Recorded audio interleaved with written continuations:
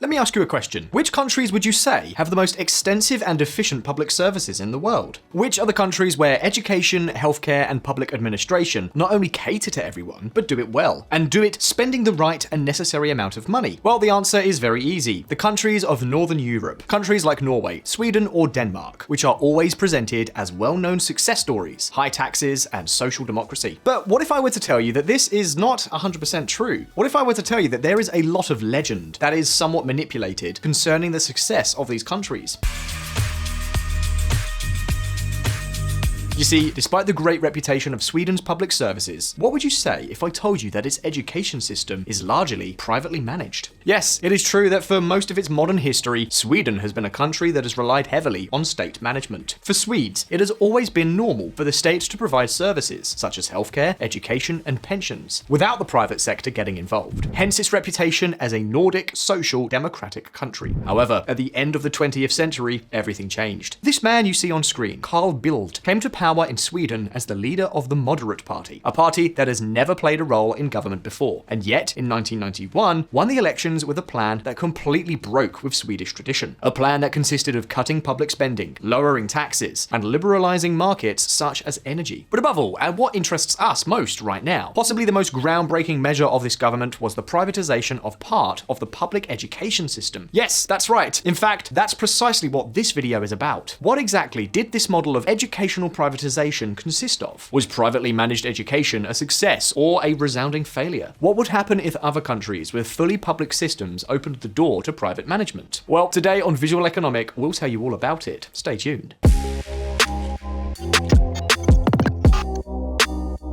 As we told you a moment ago, the great promoter of school privatization in Sweden was the Moderate Party. This party was something like a mix between liberal and conservative, one more party among the popular European ones. Yes, the same ones to which Ursula von der Leyen also belongs. Well, the Swedish Moderate Party had a great economic role model, none other than Milton Friedman. Milton Friedman, along with Keynes, is one of the most influential economists in history. His work on economic policy won him a Nobel Prize in 1976, and today he is recognized as one of the philosophical fathers of economic liberalism. But beyond all this, the curious thing is that he never opposed the existence of public spending or certain social services. In fact, not even Friedrich Hayek or Adam Smith were completely against public services. And another widespread myth is that libertarianism means a complete absence of public services, and that is not so. But let's not get sidetracked. The point is that Friedman was in favor of the state being able to guarantee a decent education to children of all classes and circumstances. However, what he did not agree with was that this education should be provided directly by the state. In other words, he was against public education. But let's see, hold on a minute, can you be against public education but at the same time be in favor of the state guaranteeing education? Isn't that a bit contradictory? Well, no, the truth is that it's not contradictory at all, because one matter is who pays for the education, and quite another, who provides it. And that is exactly where Friedman's proposal for school vouchers comes in.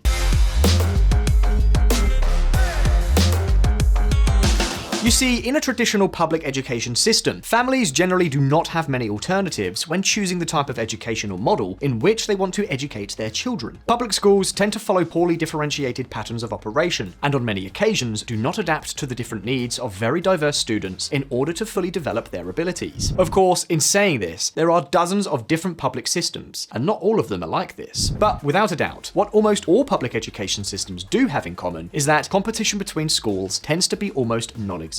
Although I insist, here too there are exceptions, as we have already seen on Visualeconomik in the case of Estonia. But as a general rule, the most common thing is that a public school does not care if it has more or less children enrolled. It does not care if the children get better or worse grades. Basically, teachers and administrators are going to get paid at the end of the month anyway, so the incentives to improve their service are practically non-existent. And that is precisely what Friedman's school voucher system is intended to address.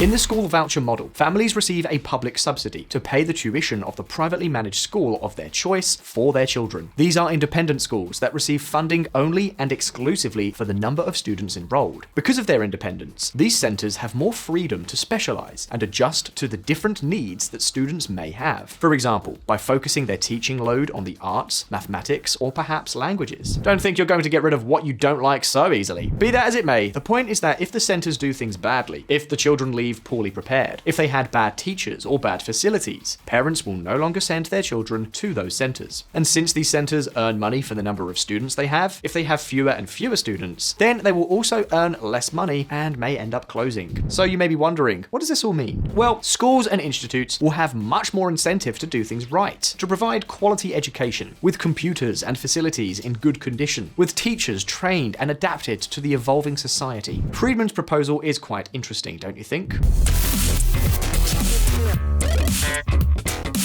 Well, whether you find it interesting or not, beyond its potential pros and cons, it did seem like a great idea to the moderate party in Sweden in the 1990s. So, as we say around here, no sooner said than done. The new Swedish government set about implementing a school voucher model in Sweden and introduced one of the biggest changes in the country in many decades, the friskolor, or in English, charter school. These schools were no longer publicly owned and managed, as had always been the case in Sweden, but were privately owned and managed, regulated in aspects such as price, and financed by the state through school vouchers. You could say they are something like charter schools, but instead of receiving a fixed amount of money, they receive it according to the number of students they have. So how exactly did the school voucher model work out in the Nordic country? Was the practice as wonderful as the theory claimed? Did the Swedes find it a good model, and did it improve their quality of education? Well, let's take a look. The Stockholm Check. I want you to take a look at this chart. What you're seeing in this graph is the percentage of pupils who enrolled in independent schools before and after the introduction of the school voucher system in Sweden. At first glance, it doesn't exactly look like the measure was a success. Enrollment rates in private schools did not increase much after the school voucher was introduced. However, this happened because the Swedish population was not used to this type of system. Remember that Sweden is a country with a very strong social democracy tradition, so let's say that Swedes were dubious about the educational quality that these new centers could have. In addition, at the beginning, the model was only applied from elementary to high school. However, look at what happened from the 2000s onwards, when the system was standardized and daycare and preschools were also included. Indeed, the school voucher model, at least in terms of enrollment, was a resounding success. Thousands and thousands of families began to prefer private education to public education. Now, let's be clear, that doesn't mean anything. Even though people started enrolling more and more of their children in the friskolor, it's possible those children ended up getting a worse education, or maybe an education that was too biased towards their parents' selfish preferences. And it is precisely here where those most critical of the school voucher model have pointed out that, in reality, this measure worked contrary to the quality of education of students. They argue that since companies only seek profit, they do their best to cut costs, and this worsens the service and the level of education. So the question is there any evidence that this is the case? You may be wondering, did the educational level of Swedes worsen after the adoption of the school voucher model? Well, I'm afraid to say that in theory, we could say yes. Check it out. Armed with the PISA report, a report that measures the educational quality of countries based on students' abilities in a range of subjects. Critics of the school voucher system show time and again how Sweden has been falling in schools since the early 2000s. Yes, just what many of you are thinking. Ever since the school voucher started gaining popularity. Now the question we need to ask ourselves is, what precisely was the reason for this apparent reduction in educational quality? That is, in theory, with the school voucher system, bad schools would have no students, and the incentives to provide better service would be higher than in public schools. But of course, that's only the theory. It's another thing entirely in practice. But why do the two seem to work differently? According to critics, the problem lies in the lack of competition. Even though there is a school voucher, if there is only one school in each town, families have no choice but to send the student to that school. So there is no competition that would make schools improve their offer.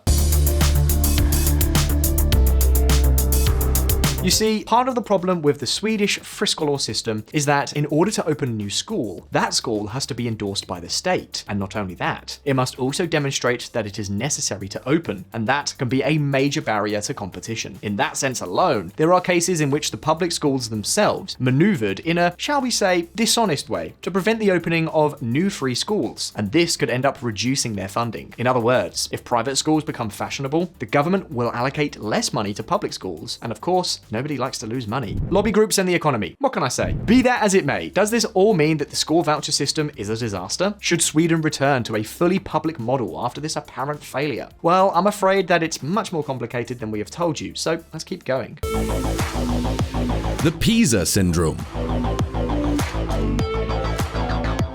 As we've seen, the main argument against the Swedish school voucher is that the PISA reports have substantially worsened since the implementation of this model. However, the truth is that the PISA report collects data from both friskolor and public schools. And in fact, public schools represent 86% of the total. That is, this data, rather than a representation of the educational efficiency of the school voucher scheme, is a representation to a greater extent of the decline of Swedish public schooling. However, if this is the case, if the PISA report cannot serve as proof of anything, how can we come to understand the real educational quality of privately managed schools? Well, it was precisely this question that the two Swedish academics, Borlmark and Lindahl, tried to answer in 2015. In an article in which they carefully compared the results of public and friskolor schools, they came to the conclusion that the school voucher scheme introduced in 1992 not only did not worsen the quality of education, but caused an improvement of 5% in average scores compared to public schools. And as if that were not enough, they also found that the students from the friskolor had more access to university and obtained better salaries during their working years.